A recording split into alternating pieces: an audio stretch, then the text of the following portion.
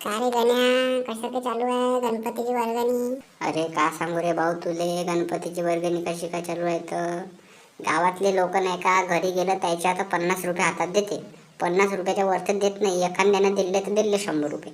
आता तू सांग, ह्या 50 न 100 मध्ये 3-4 फुटाची गणपती बसणार आहे का? आणि म्हणते कशी, आम्हाला 3 न 4 फुटाचा गणपती दिसला पाहिजे म्हणजे यावर्षी गावात म्हणते.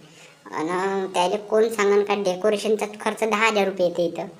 आणि त्याला पाहिजे 3 न 4 फुटाचा गणपती 50 न 100 रुपये. आता तू सांग कसं होईन अशानं? अबे तर मागायचे ना रे भाऊ, थोडेसे जास्त द्या ना म्हणा. 50 न 100 रुपये एवढाले पैसे कमवताना गणपतीला 50 न 100 देते म्हणा. अरे का सांगू, लोक एवढाले सुनवते रे भाऊ आम्हाला. का सांगू, आम्ही तरी रिकामी राहतो पण 1000-1000 रुपये जमा करतो. यायले का माहीत का गणपती बसवणं काही असं नाही का? जो प्रसाद खाते का नाही तो 50 न 100 रुपयात नाही ह्या लोकांचा. 10 दिवसाचा प्रसाद तर 500 रुपये लागते. मग यायला कोण सांगन? आणि जे लोक 50 न 100 देते का नाही ते लोक महाप्रसादाच्या दिवशी बरोबर येते खायले.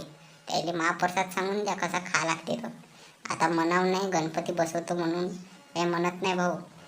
का करायचं आहे, बहीण द्या असेल तर द्या, नाहीत नको द्या. आम्हाला काय भाऊ, आम्ही गणपती आमच्या मनानं बसवतो म्हणून बसवा लागते.